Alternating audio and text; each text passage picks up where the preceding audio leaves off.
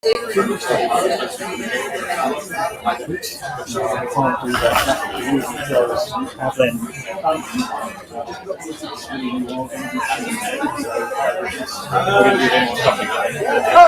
literally hang fire. Literally will. There we go. Right. Okay. Just a quick one to say thank you for coming today. I hope you've been having a good day. I'm Cosmic, I'm the one that runs Lanchester. And I'm Poppy, otherwise known as Scene Counsellor. I recognise a few of your faces from the previous workshop. Thank you for coming to this one as well, just to speak about consent. I'm sure Cosmic's about to do it, but we are live streaming the workshop. So I ask people to be mindful, because you're not past that point, you don't want to be on shot and on YouTube. It will probably be quite an interactive workshop. We can talk amongst ourselves, ask questions, share good and not so good experiences of consent within the scene. If you would like to contribute to the workshop but you would not like your voice to be recorded, if you put your hand up, that would be great, and we'll get somebody to communicate with you and we'll get your question and your voice heard and protect your anonymity. That's important. Otherwise, like I say, thank you for coming today to this workshop. Yep.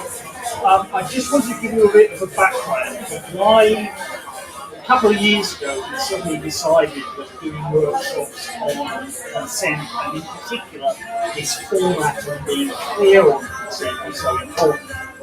Because this applies to the music is on B flat.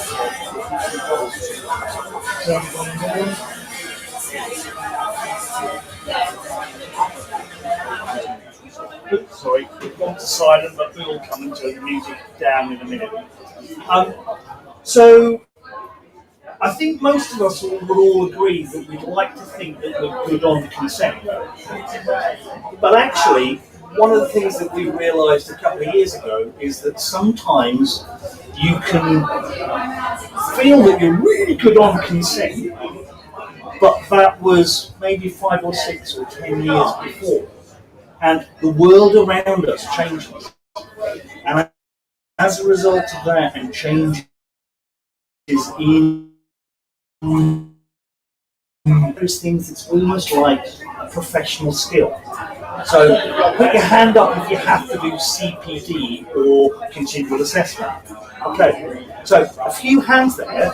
Now I'm going to bet that that's because the sectors that you are in either have a very high risk, gas, electrical, that kind of stuff, or there's a change in both legislation and culture that means that if you want to not be as sharp enough,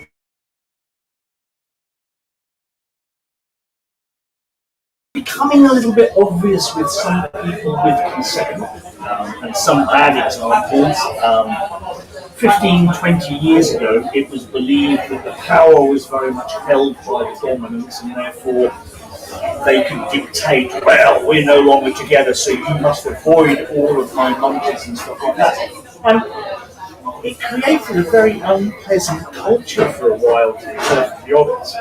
And thankfully, a lot of the young people came in and said, yeah, you know what, that really isn't acceptable. And we realised that actually there was this kind of shift forming in our community.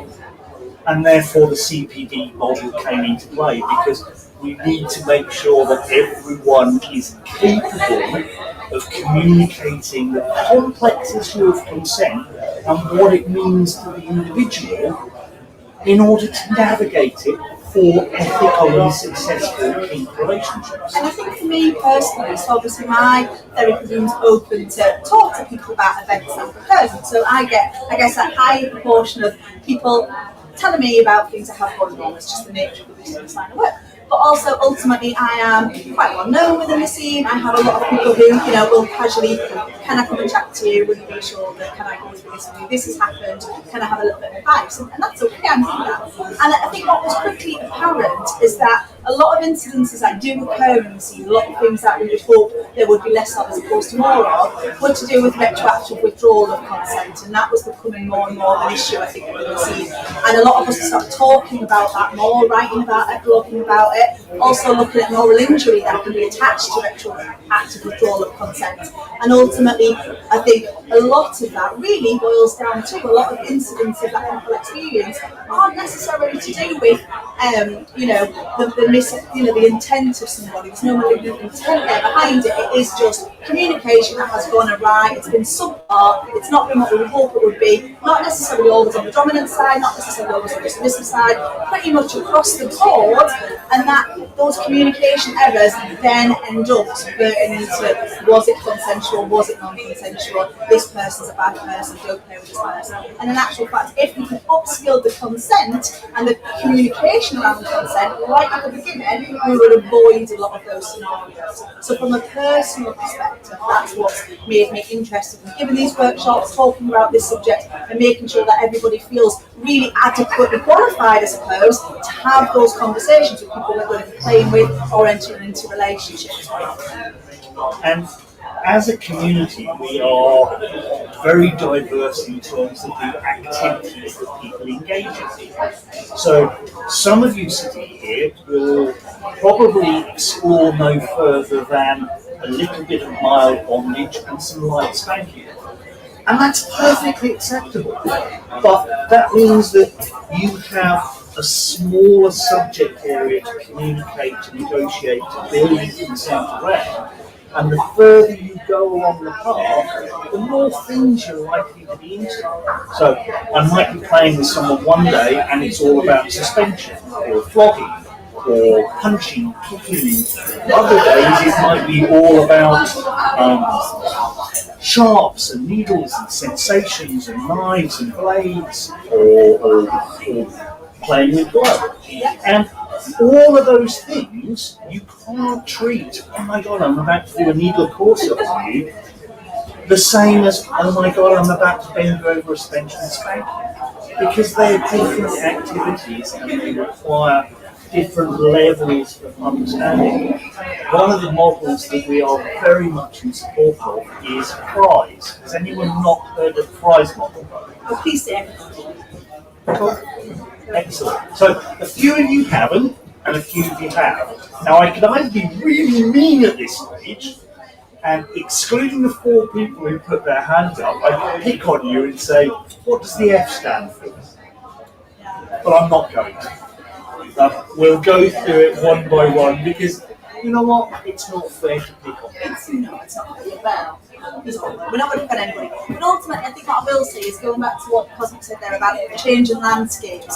It's really interesting. So I was asked to do this workshop on consent, one that I've participated in a few times. I'm aware of it. I haven't delivered the full workshop myself before, but it's interesting because a lot of the content I would cover in this workshop, I've adapted a little bit because of the previous workshop that we had. So every single question that comes from somebody who's new wants to talk about red flags, getting involved in the scene, or those baby steps in terms of this is my first event. The answer to that is built around ultimately really, really good communication skills. And we end up advertently and inadvertently talking about consent. So this is kind of an extension and expansion of that, I suppose, a little bit. But I told this story a little bit earlier, but I want to tell it again. So it was interesting. I was thinking, okay, I'm going to do a full workshop on consent. First time I've done that, that's fine. But once upon a time ago, I wrote 10,000 words on consent. And it was a different world, it was a different landscape. And it was specifically about informed consent. Now, it won't take a genius in the room to work out from what I'm doing now to what my first degree might have been in. I was writing 10,000 words on informed consent. So I was, probably still am a registered nurse. But ultimately, the point of the story was I went like any diligent 18-year-old, which was half my lifetime ago now, by the way, so I feel very, very old saying that. Half of my lifetime ago, I got into Google, started Googling informed consent, what does that mean?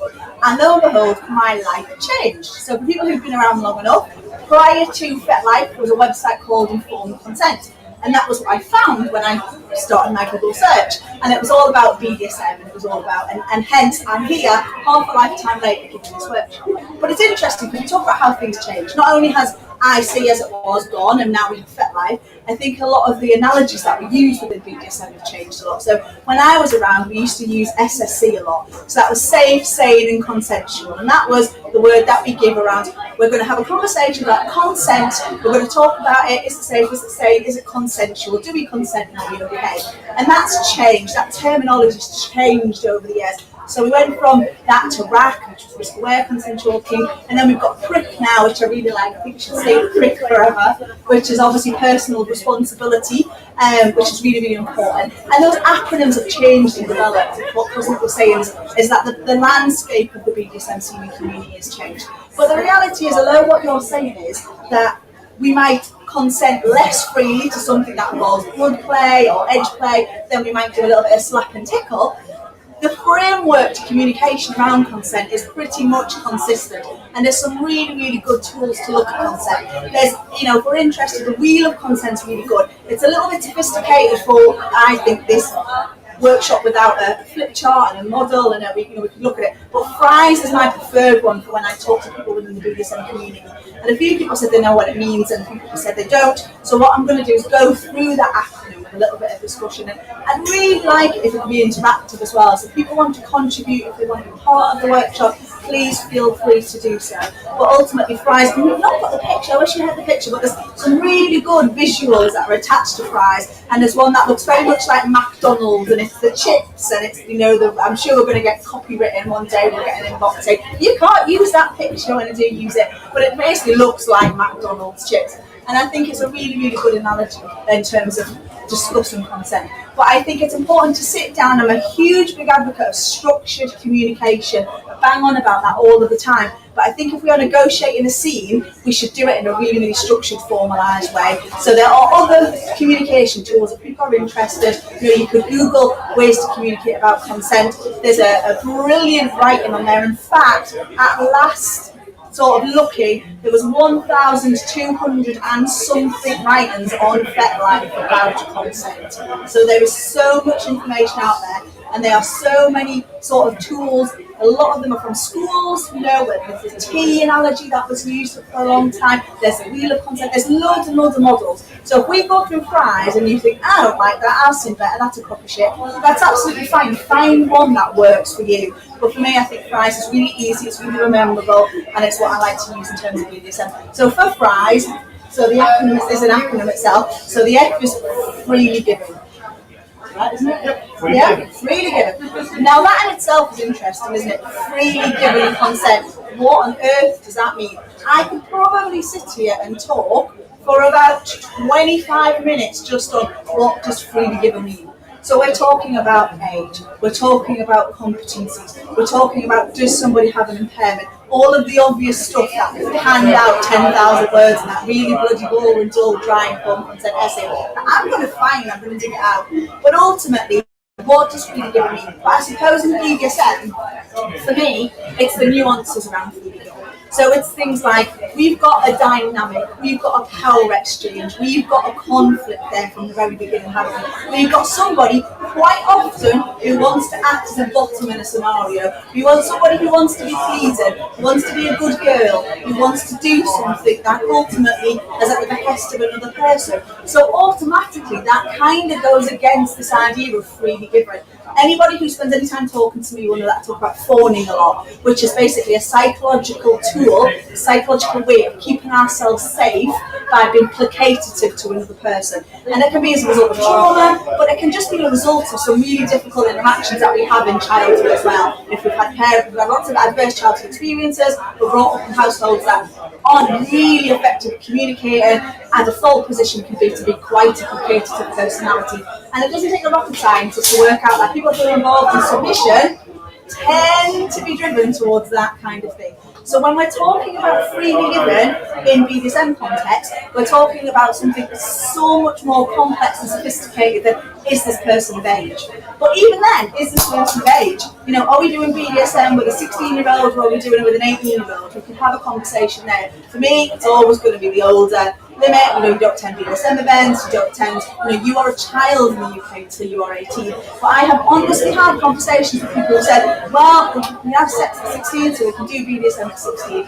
That we could discuss the ethics of that on its own. For me, it's got to be 18. But ultimately, what does freely given mean? Are we using alcohol? Are we using substances? What are we doing in a scene? Is the person locked in the cupboard under the stairs? Can you give freely given consent once you're locked in the cupboard under the stairs? We should probably be having these conversations before you're locked in the cupboard under the stairs. But you'd be surprised. We talk about scope creep in the corporate world, and people aren't aware of what scope creep means. So it means, changing the goalpost, expecting a little bit more, wanting a little bit more. We talk about, are we going to have protected sex? Is the condom going to come off? When that condom comes off, that's rape, but it's also scope creep. And that's a really extreme example there. But ultimately, we see that in the scene all of the time. But we're going to do a little bit of impact play. Well, what does that mean? When are we going to stop? What implements are we going to use for impact play?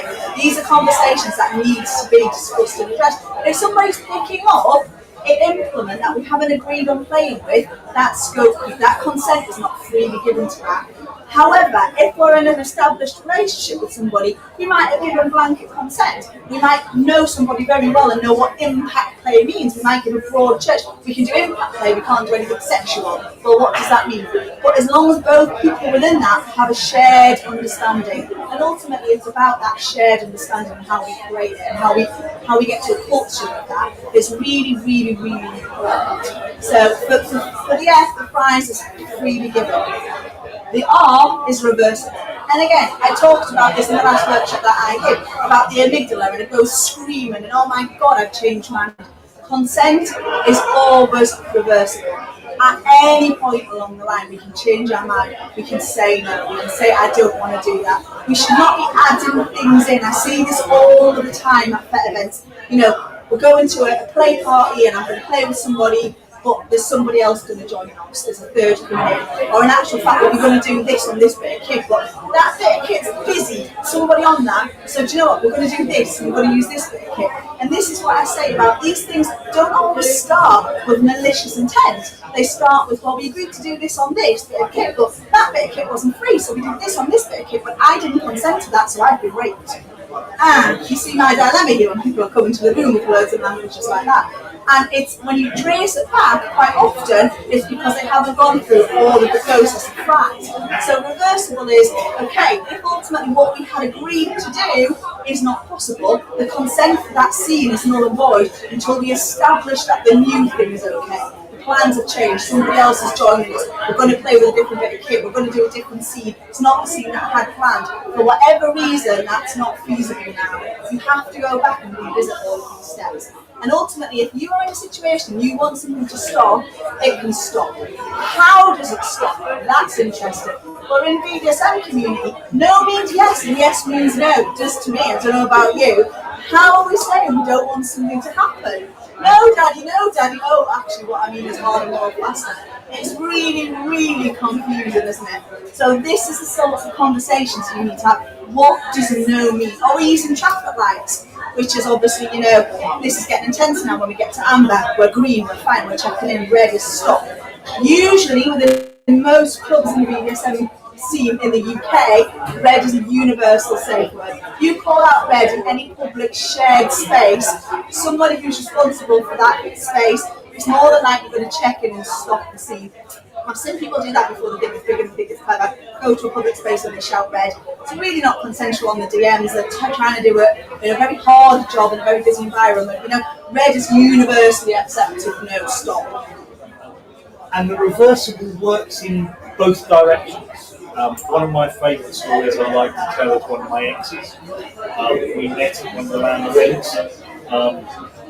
Her sexual orientation was very much towards women and not me, but we had a connection and started to play. But her limit was very much that phallic part of you is not to enter any part of me.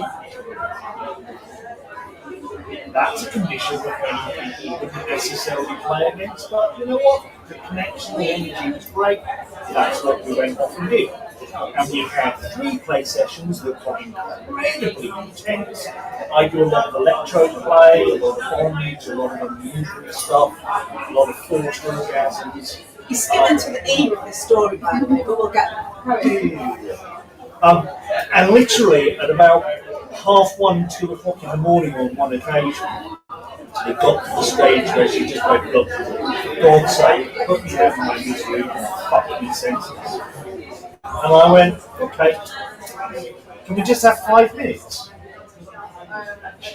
Things calmed down, the room got a little bit more stable, and I said, yep, okay, I get that you've changed your mind, but you need to have changed your mind before you walk across the threshold of my flat for that to be relevant for me. Because I don't want you to kind of go, wow, I'm so turned on, I really want this to happen, and then have that regret later. So the reversing can go in both directions. Absolutely. And you know what? Our relationship was incredibly stable for about 2 years, literally on that basis of me saying, yeah, no, you know what? I'm not going to take an easy go there. I'm going to send you home. There's got to be at least 12 hours to pass before you come back. And then if you say, oh my God, I'm freely giving you my consent to, then we'll go off and do that. And I think, again, it's about culture, isn't it? So a number of years ago, I used to do this culture. If somebody's got a soft limit, or they've got limits and they're not really sure about it, there was almost this culture of chasing them. It was very much dominant, quite like to push limits. It's quite sexy and it's cool limits. And that seems to have shifted a little bit as well, which is nice. And that's what you're talking about. So we're not saying that this goes in one direction at all. You know, sub-frenzy isn't the thing. I want to do more, I want to go harder, I want to, cross my own soft limits, I want to be pushed. And there's a real psychological thrill in that endurance and that ultimate pushing past something that we wanted to do, but that should never be within the context of a scene. That should be, like you said, you go away, you reevaluate where we drew our lines, and talk about do we want to draw them somewhere else. Whereas I think we can get caught up in that and want to push those and explore them within a scene. And that really does escalate the risk of this, what I was talking about before, about somebody feeling not okay, not good afterwards, and that retroactively feeling that, do you know what, my limits haven't been respected, haven't been held. So I think that's really important. So about the reversible, it goes in every which way direction, and it's important that we know we can reverse consent, that we can revisit it as well. I don't necessarily think the R should be reversed, although I'm not sitting here saying that I should change acronyms, but I think it's about the revisiting as well of consent as really, really, really important. And then I think we get onto I. He's trying to skip ahead to get to enthusiastic, and that hasn't gone missed there. But ultimately, the I is really important as well. So the I is the informed. So it's about informed consent. And I love this. Like I say, I've written whole pieces just on informed consent. And for people who don't know, obviously there's several different types of consent. We have informed consent, we have implied consent. So every time we go to see a medical professional and we roll our sleeve up, we're giving implied consent for something to happen to us. Quite often there's implied consent within BDSM. We turn up at somebody's house, we get on our knees, we lower our head. The ritual is that they're going to put a collar on our neck. We're not saying, please place that collar on me, please place your hands on me, but we're inferring consent there. But for this acronym, it is about informed.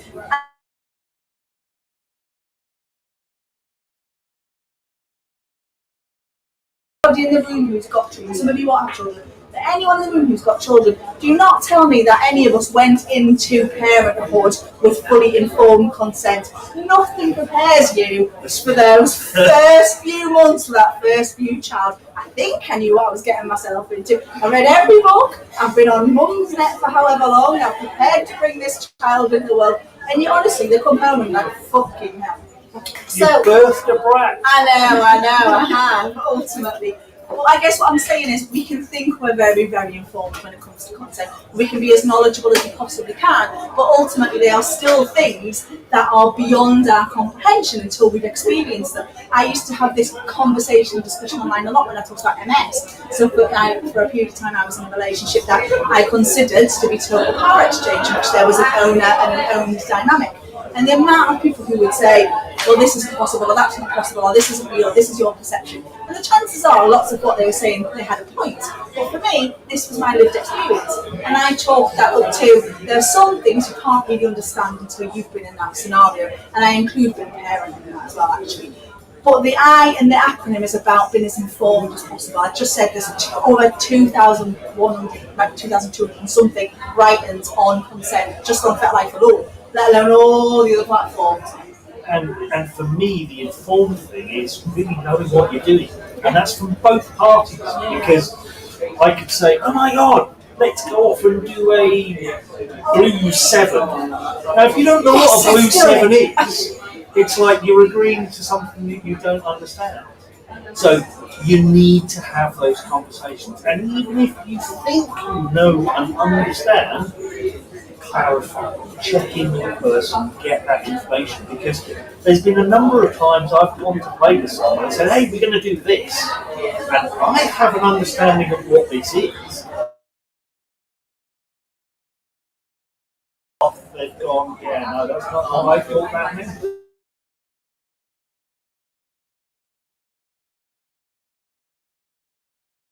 So it's one of those, have the conversations, and you don't necessarily need to say, let's sit down for 6 hours and discuss the fine details of exactly what we're going to do down to the nanosecond of time. You could have those conversations away from it. And you can try things as well, so I think that's really interesting. There's scenes and there's play, and then there's also having an experience of and having a taste of. And I think personally that's something that's a little bit underutilised in our world. You know, we place a lot of emphasis on finding a partner, finding someone to play with, doing lots of negotiation. I've been involved in some of the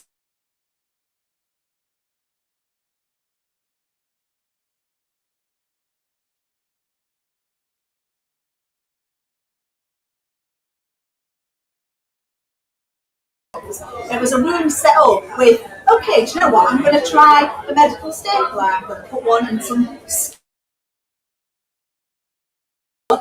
fine.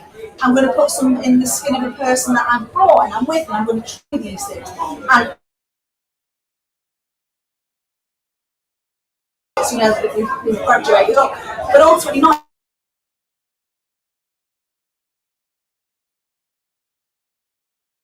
Kind of quite softly, they probably would. Or can I hit somebody with this a little bit harder? Is that okay? We can experience things and we can trial things without full-on scene. Now, I'm not suggesting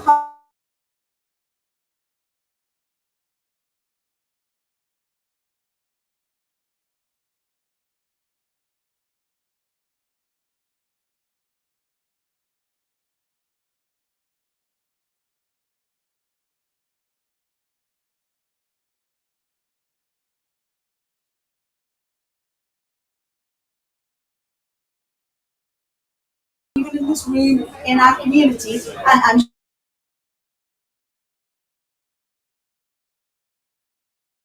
I think something that we underuse.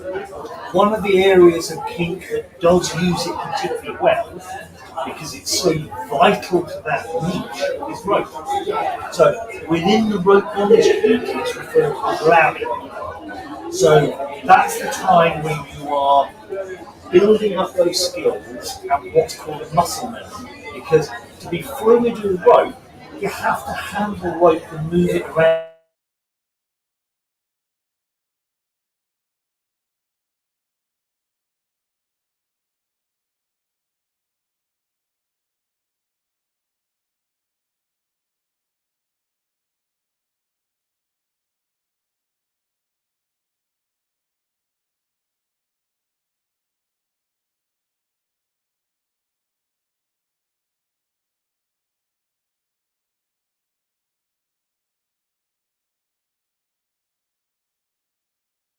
You also take any DS elements away because you want to have that clear, open communication with the person to say, is this cool? Is the tension right? Does it feel comfortable? How are you feeling? Has this gone on for too long? Do you need a break? Do you need some water? So it's not like a normal intense play session, but you're using it to build up those skills. And also, if it's someone doing it for the first time, then doing it in a labbing structure means that they can concentrate on, am I enjoying this? Is it the right thing for me? Is this a good experience? Because if you go, hey, let's do this for the first time, and you start layering too much on top of it, you might get to the end and go, well, actually, the rope I really enjoyed, but then when the knives came out, I was less easy. When he started whispering filthy things in my ear, I became less easy. But fuck, when the rubber chicken came out, I really should have hard limited all that stuff. Yeah, and I think we should use that more, and I think it's true, the rope community do that a lot better, but I think there's certain events where there's, it is easy, there are people we can approach, there's more things on that perhaps have house mistresses, but they have people who are basically known within the scene, who are respected, trusted individuals that we can go up to and say, do you know what, I've heard you're pretty competent in this, can we just have a conversation about it, do you mind? And then those things tend to lead on to trying, and I think that's really important. The last time we were here a couple of months ago, someone was doing a public suspension for the first time. They practiced it 30 or 40 times, but they still came up and said, hey, do us a favour, could you stop for me? So that if there is a problem, I know that I've got someone nearby who has the skills, has been in these situations before, and is not going to go, what do I do next? They're going to immediately go in, lift the person, up away. Because they've done it before, it's second nature. So, and it is enthusiastic, and do you know, I say that, and it's lovely. It's really nice to get enthusiastic consent from someone, isn't it? It's really lovely to go, do you want to do it? Yes, fucking hell, I want to do this, and I want to do it, and should we do it, and should we have cheese on it, and should we do it with ice cream, and strawberries, and whipped cream, and get a group of people together and go, what we're going to have for takeaway tonight? Honestly, 5 people in the room, what takeaway we're going to have? I don't know, what do you want? What do you think? What should we have? What did we have last time? We should have, I'm easy, I'll have whatever you want. As human beings, enthusiastic does not come as easily to everybody as it does others. If I went to your house and said, I'm for takeaway, you would just tell me what we're having for takeaway. It's the same thing we have all the time for takeaway, that's what we're having for takeaway. if it was a Friday night, it would be one particular Indian restaurant local to me. Simple as that. I have eaten at that restaurant whenever I've been in London on a Friday night 80% of the weeks for the last 15 years. Because I'm a creature of habit. To me, I have exactly the same dish, and it pretty much comes in within a 15 to 30 minute ordering time. I swear the restaurant, if they were sensible, would batch cook this stuff by the oil and just ladle it out to me on a weekly basis. Some people are like that, and we won't apologise what that tells us at all. Some people are better at being enthusiastic about what their wants and desires are than others, for lots of different reasons as well, as simple things. But ultimately, within the BDSM community, we have lots of people, I don't want to generalise, but normally people who might be at the bottom, normally people who are in that role of bottom or submissive or little or whatever it is we're playing, pet pony, find it really difficult to be enthusiastic, They want the other person to take the lead. They want the other person to instruct, to tell, to dominate. That's what this game is that we love playing so much at the end of the day. But the reality is, when it comes to consent, there has to be a way of demonstrating enthusiasm. Even if you're enthusiastic saying, no, daddy, please don't do that, and there's been a very, very clear conversation about, well, that really means, yes, I fucking want to, then that's absolutely fine. It can be complicated. None of this is simple, but we have to be able to be better at being enthusiastic. If that is really something that you struggle with, if you really struggle to ask, because that's what we're saying here, we're breaking this down into, I want to ask for what I want. I'm setting boundaries, I'm setting expectations, I'm saying, please, can we do? That can be really, really difficult. If we have real psychological difficulty in having conversations like that with people, then that's something that we need to look at when we enter the community. There's some brilliant stuff out there. There's workshops on the art of asking that have been delivered before. There's real good resources. There's TED Talks. Amanda Palmer wrote a book that I'm a big fan of. It's a little bit like Marmite. Some people love it, some people hate it. Upskilling ourselves and being enthusiastic in terms of asking for what we want and giving feedback when we're getting it and receiving it. But when it comes to consent, it is really important that we can do that. And actually, I'm going to let you into a secret from a box perspective. I've got a choice between 2 people who want to play with me on the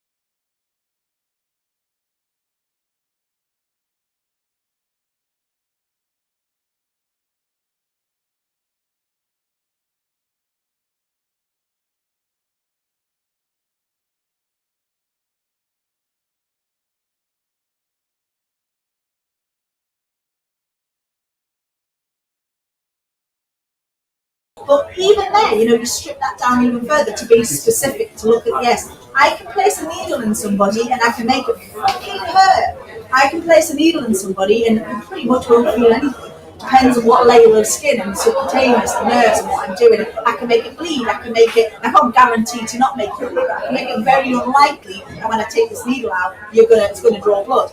There's a skill to pretty much everything in this, there's a skill to life, isn't there? But there's a skill to these things. So when I'm saying, okay, can I put a needle in you, that's not specific enough. I feel really fucking sadistic today, and I want to hurt you, and I want to make it bleed, and I want to stick quite a lot of needles in you, and I want it to be creative, and I want to take a picture of it and put it on FetLife afterwards. Is that okay? Yes, that's okay. Oh no, I don't want to do that today. That's the kind of specific that we need to talk about when we're explaining to people what we want to do for them, and also why we want to do it. I think it's really helpful if we say why we want to do something. What are we getting out of the scene? I want to fucking hurt you today. I want you to be a good girl. I want you to be an Indian. What do you want as a submissive person in this encounter? This is what I really want today. This is what I feel that I need. And it's going back to what I said in the other workshop about having a real clear idea about what the mutual exchange is here. So be specific about the thing and be specific about what it's doing for you and what you want to get from that scene.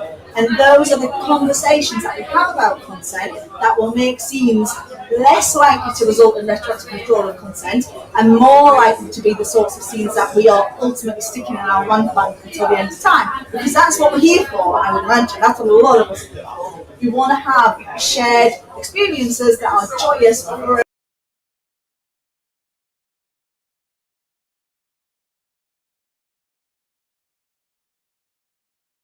experiences and you want to experience more of them, write about them and share them. Because actually, if you can turn around and go, oh my God, that negotiation, wasn't it great? You got what you wanted out of it, I got what I wanted out of it. It was a nice, efficient process. And equally, if you're saying, from Tom's perspective, this is what I really enjoyed about this, other subs reading it are going to go, holy crap, Don who actually negotiates? Wow, pay a bit of attention. And equally, from a sub's perspective, if you're saying, wow, this is great, I really enjoyed this level of communication, getting into the detail, establishing the boundaries, the parameters of what we're going to do. Other Dons who are like, wow, I'm looking for a sub who's a little bit more interactive, is going to give me some feedback, isn't just, flog me until I pass out and then give me all the marshmallows and chocolates, and all the attention and all. You want that interactive feedback, so please, if you want to see more communication, better communication, write about it and express it as individuals, and together you will help change the culture that we live in. It's as simple as that. And another thing that I will say, so we've kind of been talking about culture, we've kind of got a consent paradox going on, I don't know if anyone's aware, but there are quite a lot of people now who think it's acceptable to convert film scenes, covertly kind of record things or publish things that people have not given their consent to be published. And their justification for that is, well, I'm worried about a retroactive withdrawal of consent. I'm worried about, and this is culturally something that occurs in BDSM, but also outside of BDSM. It's all over Reddit, it's all over, it's something that's, it's one of these TikTok movements. And I think, ultimately, if you are concerned about playing with somebody, you have a degree of concern that you are going to record it, or you want to subvert and do something for your own protection, you haven't fucking communicated enough in the first instance. Go back to the effort start again. We should not be recording things or doing anything for any purpose whatsoever, including our own insecurity and our own protection. If you feel that that is necessary to keep you safe, I would hope that you should be engaging in that play or that sex or that relationship or that intimacy in that moment with that person. Go back. But I'm seeing a lot of that. If you think it's going to end that way, don't go there. Okay? Because your amygdala is kicking off and saying, I'm concerned about something here, listen to it, and as Poppy said, go back to the process, try and work through, and if you come out the other side and you're still going, yeah, I'm getting an alarm bell here, you've done it twice, look for the next opportunity. It's as simple as that. Okay? Because, I certainly, when I was starting playing, God, I was such a complete fool with a pair of floggers. I'd flog anyone. Absolutely flog anyone. And then I realised after a while, if I'm not getting that feedback, I'm not getting that share, I'm not getting that response, then I'm not actually getting that much out of it myself. So you've got to find that balance, make sure that everyone is getting what they want out of it, that it is mutually respectful, and that you're not pushing people into areas that they're not that keen on. Now, normally at this stage we have a projector and we have a big poster on the wall that says clear on consenting kink, and we invite you to stand in front of it and take a picture. But unfortunately, we don't have the power and ability to put a projector into this room.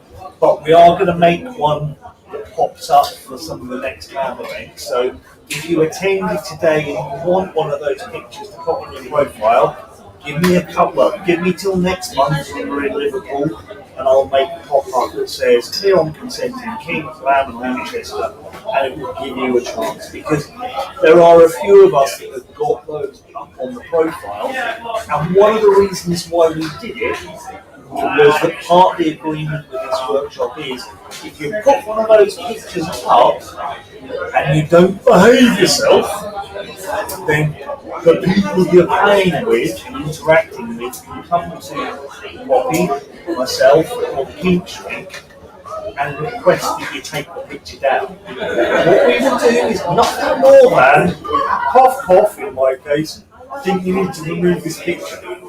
Okay? Simple as that. Now, I'm not going to say you can never attend a workshop and go through that process again, because actually I think people do it, people do make mistakes, and everyone deserves the opportunity to correct those and to get it right moving forward. So, and I think we've all been in scenarios. So it's interesting. We were talking about kind of a workshop. You were in a workshop, weren't you, recently? I've talked about maybe doing this at a country retreat or something where you have a bit more of a relationship with people. It's not a room full of strangers. But basically, the field we share. I'm a big fan of the field we share. We've been talking about doing this. So I was laughing because I managed to get it in. And I think, this isn't the environment to do that. We don't know each other. But if we were to sit here and go, okay, we're going to do a failure share, everybody who's been around playing for more than 5 minutes will be able to give an example where their communication hasn't been great, the scene hasn't been great, or ultimately there's been something that got very close to somebody retroactively withdrawing consent, probably because of some communication issue. So without sounding patronising or without, being, not coming across well, ultimately the fact that everybody's here, they've taken time out of the day to attend a consent workshop, they've been open, they've listened, that shows that ultimately you guys are wanting to be part of the solution and not part of the issue that everyone do this. And I think it's getting better, it really is getting better. But we did see certainly sort of 6 months where there were just loads and loads of people saying, I feel like this has not been okay. And when we traced it back, it was all about that initial communication, negotiation, and consent at the beginning. So, let's try and get consent right, because ultimately we have the best scenes that we have. It's interesting listening to Cosmic talk. I like watching Cosmic play. It's one of the tops that I really enjoy watching, no matter who he's playing with, because there really is that feedback loop, and there's that energy, and there's that kind of flow. And it's when you see people playing like that, it's amazing. But that ultimately starts with establishing consent and having, I think what Cosmo said at the end there about when he started, he just wanted an opportunity to hit things and to practice and to learn how to flog. But then ultimately it developed into, this is what I get from it. This is what I want. This is what psychologically is driving me to pick up a flogger. And we get to that stage where we understand each other and ourselves a lot better when we're having these conversations about, I'm going to chuck in a free failure share. It's always one of my favourites. Okay. Is it one with me? No. If someone's restrained and they're generally immobilised, the last word out of your mouth needs to be, oh shit. Okay? Now, in my case, it happened one time when the butt plug I had didn't have a large enough flared base on it. So it disappeared inside the person. Yep. Now, the answer to that is you have to do this corkscrew motion with your finger to get it around the base of the butt plug, underneath the neck, and to be able to actually stretch their sphincter with your finger like that as you pull it out. Now, worked that out relatively quickly, but the one take-home message at the end of it was the person said, doesn't matter whatever happens, you say oh shit and I think the words. So to me it was like, oh my god, I never thought in that particular perspective, and now it's the lost word that will ever come out of my mouth with a scene. Hang on a minute, let me just fix this, is the appropriate thing, because you expressing panic to a person who can't see what's going on, doubling down in the wrong way. I had some about sound, the less said about that better, lost of sound, and I was like, oh shit. And I probably should have been, okay, let me get this then, let me sort this out. So, you know, we all humans, we're all involved in a scene and we're all, you know, we can be lost in it. But we all have had, you know, for me as a bottom, I had to be lost the handcuff keys, that's never a smart move, make sure we've always got spare. And we'll all have experiences and scenes that do not go to plan. You know, that's what we're saying about the eye that you're informed with. You know, there's always going to be those experiences, but that's how we, I guess, address them and get to the bottom of them. But if we've had all of the conversations establishing consent without seeing beforehand, I guarantee you, when it does go to fuck, the person on the other end of it is going to be a lot more understanding that it was just one of those things than if, you know what, you haven't done the groundwork, you haven't got the communication, you don't know each other very well. So, you know, I would have thought the phrase oh shit would make it sound fall out of any place it's located anyway. No, it's probably the most unsexy thing you could hear at that stage. Yeah. Like, oh my god. Oh shit, yeah, I think we should ban that from videos in general. Oh shit's probably not a good, from a top's perspective, it's probably not a good phrase to ever use, oh shit. Doesn't really instill Unless you just scout. Oh no. Sorry to anybody who uses it. Keep those boundaries out as far as you can. I hope that answered your questions in terms of consent. What I will say, what I do want to say, I talk very freely and openly about standing on the shoulders of giants, and I've said a few times there is a myriad of writing about consent available on the internet. One of the really, really fabulous writings is by the King Shrink. If you put King Shrink and consent into the search bar of FetLife, her writing will pop up. It's quite a lengthy read. It'll probably take you at least half an hour to get through it. It's got lots of resources in there in terms of websites to go The one to. that's called Everything You Need To know about consent, yeah. It has a myriad of resources in there. It's got several models we've discussed today. The fries analogy, there are lots of other ones out there that might work better for you. The wheel of consent's on there, which is far more sophisticated. It breaks consent into what I've said and what I've alluded to today, what's in this for me and what's in this for the other person, and it's a lot more of a psychological tool to assess where we are. like a transactional. Exactly, it's tier model. And there's a few different approaches on there, and also some websites and links to other places. There's a TED talk listed on there, there's loads of stuff on there. So if you are interested in reading more about consent, that is a place that I would like to start with. And then I would say after that, read several other articles, because they're either going to reinforce how good the first one was, or they will give you a model and set of tools that may work better for you. Because part of the problem with this kind of workshop is that there is no checklist. You must do this first, this first, this first, this first. But you could work down as a process. Because each activity is going to be different, each individual is different. It's really about, as we keep coming back to, get the communication flowing, establish the tools that work best for you, and do this as ethically as you can. And I guess one more thing I want to say very briefly is this doesn't have to be a huge, big, laborious exercise. A lot of people say to me, well, that's all very well and good, but I've just met somebody at LAMchesterv2. You know, we've talked, we've hit it off, we've had a drink, we might have gone for a bite to eat, bought a couple of things, and we're thinking about staying on for the after party. And you always say you can't do that, you've got to go away, you've got to establish consent, you've got to do a pre-mortem, you've got to do all of these things, and we just want to have a little bit of fun. I don't know why people interpret this as something that has to take days and weeks and months to establish. It's not. You know, we can have this conversation really effectively using this model in 20 minutes, half an hour, and start. For some people, it's going to take longer. If you've got trauma, if you're on a load of meds, if you've got all these things to talk about, if you've got a very clear idea of what sort of scene you want to have, then yeah, it's going to be a more in-depth conversation. You might want to have a more trusting relationship with somebody before you disclose all that stuff. But ultimately, most of this, the basics of this between two people who are self-aware and in the scene, can happen, in half an hour. So this doesn't have to preclude kind of meeting people and having shared experiences. That's not what I'm advocating at all. And I think sometimes people think that's what I mean, and I really don't. And I'm going to go a little bit further into that and say, if you book in and say, you may have only met today, you may have had a couple of drinks, a couple bit of a conversation. If the play that you want to engage in might be unrestrained on a spanking bench, spanking over clothes, then that kind of activity may only take 3 to 5 minutes if you are experienced at negotiation and communication. Okay, what are you both looking for? What are your limits? What levels do you want to work to? It's not a complex activity. If you've done it many times before, you know yourself and you should be able to express that information across. If it's your first time, don't try and do it in 3 to 5 minutes. I guess give yourself what Cosmic's saying there, and again, this is another thing that's in the writing that we were talking about. So consent is a little bit like I'm using my voice to talk about it. Is a little bit like an inverted triangle.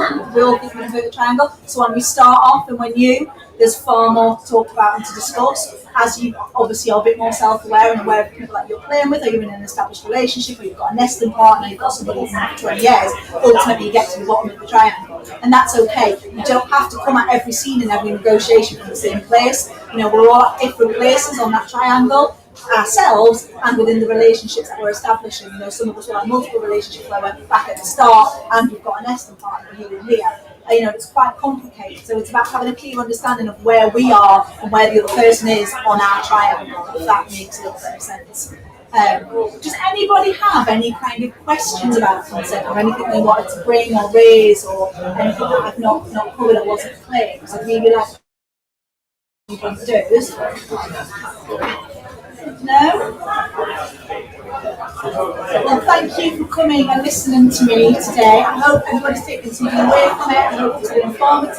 If anybody's got any questions or anything else you'd like to ask about anything else, generally in terms of mental well-being, psychology, kink, I'm around now for the rest of the afternoon. I'm probably going to not be available when the after party starts because I like to enjoy the event myself, and I'm always very clear on when I am and not available. So please don't leave it till late on. If anybody wants to catch me for the next couple of hours, please feel free and open to any questions and queries. And I'd just really like to thank you all for taking the time to come to the workshop today. It's very much appreciated. I was actually going to say on that note, please actually give yourself a pat on the back on this one. A number of people I know that feel that they've been around for so long that they don't need to understand consent. They're geniuses at it, and then 6 months later they're the ones having problems. So by actually engaging at this level, you're investing in yourselves, you're investing in your skills as a kinsman. So take the time to give yourself a pat on the back for it. Okay? And I mean in absolute sincerity, because right, the people who most need to come to these workshops never do. Never ever do. And I know it's the drier end of the workshop, it's not as interactive as watching somebody engage in an actual BDSM activity, or and we do workshops like that, we will be doing more workshops like that, but I always appreciate extra especially people who come to the drier ones. Like we say, I wish I could cherry pick who would have to come to these things, but then occasionally we do. We might say to someone who's not understood it, please don't come until, we've got 4 o'clock clear on consent workshop. And then you can come and you can attend the workshop and hopefully you can start again with a clean path and move forward. I never invite people to do that twice. I didn't get the hint the first time. I don't think I'm going to waste everyone's time or the kids' time or my time the second time. But again, we all do make mistakes, and I think that's important to recognise as well. You know, if we do have an experience where there has been a misunderstanding or it hasn't gone great, communication's not been wonderful, and it happens to me too. I give workshops in communication all the time, and only recently my communication was a little bit lacking and it resulted in a scene not going ahead. I think it's all right to say, do you know what, I'm going to go back to the beginning and I'm going to start there, I'm going to do these workshops. Because it really is, I know it's very contract, but it is a lifelong skill that we're learning and developing. And every time we've got a new partner or a new set of circumstances, it kind of are a little bit back to square one. So, you know, we're all still learning on this one. Thank you for coming today. Thank you, everyone. What's my voice now?